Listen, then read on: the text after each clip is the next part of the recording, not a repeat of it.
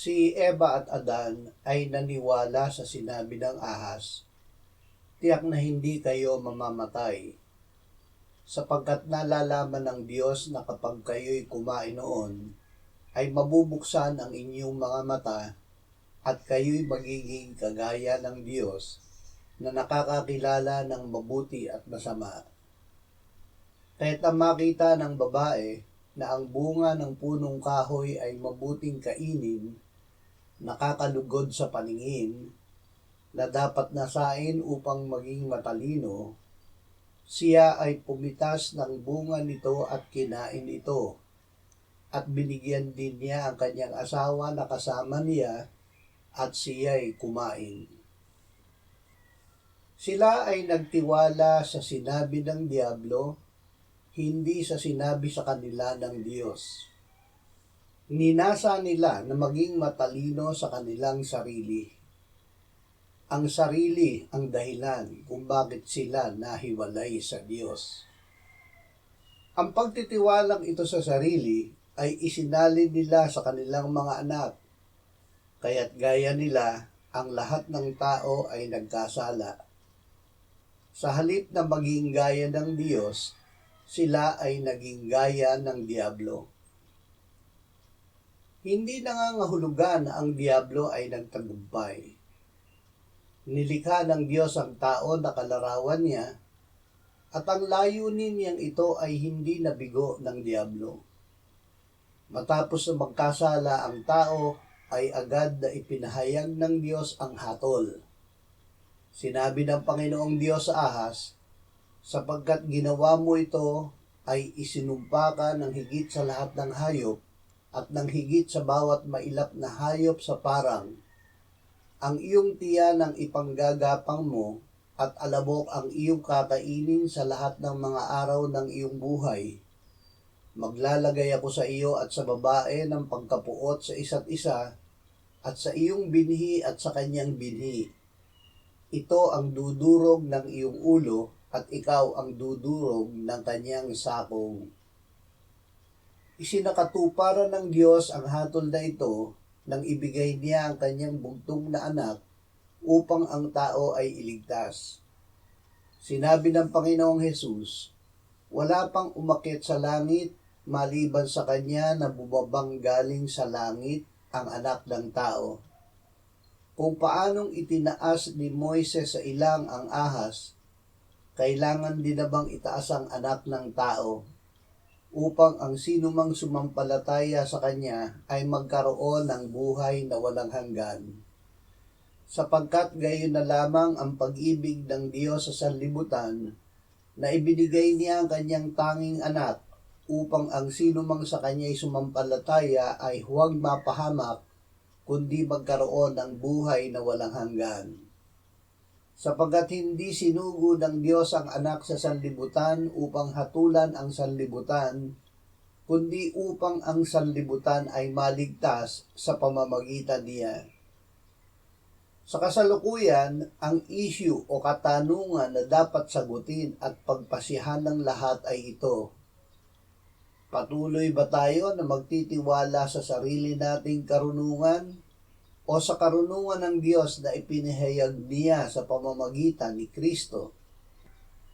Kung sa sariling karunungan tayo magtitiwala, mananatili tayo sa kasalanan. Kung sa karunungan ng Diyos tayo magtitiwala, mararanasan natin ang kaligtasang bigay ng Diyos. Sinasabi ng Biblia, sa Panginoon ay buong puso kang magtiwala at huwag kang manalig sa sarili mong pangunawa. Sa lahat ng iyong mga lakad, siya'y iyong kilalanin at itutuwid niya ang iyong mga landasin. Ang sarili nating pangunawa ay bahagi ng ating sarili. Sinasabi ng Biblia na tayo ay dapat na mamatay sa sarili at mabuhay sa Diyos kay Kristo Jesus. Sinabi ng Panginoong Hesus na kung ibig nating sumunod sa Kanya, ay dapat nating tanggihan ang ating sarili, pasanin ang ating krus at sumama sa Kanya. Ano ang gagawin ng Diyos kung tayo ay sa Kanya magtitiwala ng buong puso? Sinasabi ng Diyos, aking ipapaalam at ituturo sa iyo ang daan na dapat mong lakaran. Papayuhan kita na ang aking mga mata ay nakatitig sa iyo. Paano ipinaalam at itinuturo ng Diyos ang daan na dapat nating lakaran at ang kanyang payo? Sa pamamagitan ng kanyang salita. Una sa lahat ng biyaya, hingin natin sa Diyos ang pag-ibig sa Kanya at sa Kanyang salita.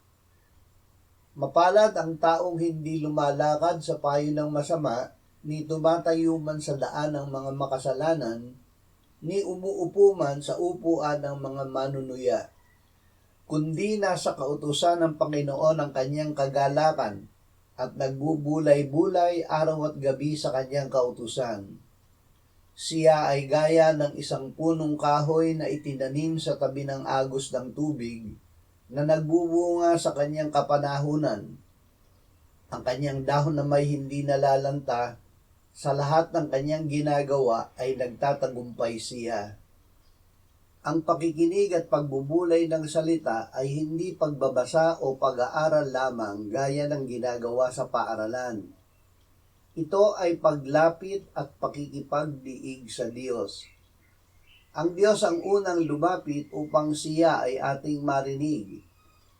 Noong unang panahon, ang Diyos ay nagsalita sa ating mga ninuno sa iba't ibang panahon at sa iba't ibang paraan sa pamamagitan ng mga propeta.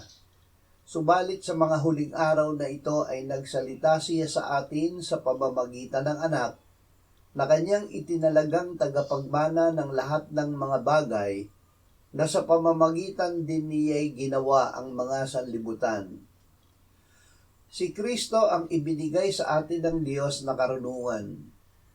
Kayo ay na kay Kristo na naging karunungan para sa atin mula sa Diyos at katuwiran at kabanalan at katubusan upang ayon sa nasusulat, ang nagmamalaki ay ipagmalaki ang Panginoon. Paano natin maririnig si Kristo gayong siya ngayon ay nasa kanan ng Ama sa langit? Sa pamamagitan ng Espiritu Santo. Sinabi ni Jesus, kapag dumating na ang Espiritu ng katotohanan, papatnubayan niya kayo sa buong katotohanan. Sapagkat hindi siya magsasalita ng mula sa kanyang sarili, kundi ang anumang bagay na kanyang marinig, iyon ang kanyang sasabihin, at kanyang ipahahayag sa inyo ang mga bagay na darating. Luluwalhatiin niya ako, sapagkat kanyang tatanggapin ang sa akin, at sa inyo'y ipahahayag niya. Ang lahat ng mga bagay na nasa Ama ay akin, kaya sinabi ko na kanyang tatanggapin ang sa akin, at sa inyo'y ipahahayag. Spiritong banal,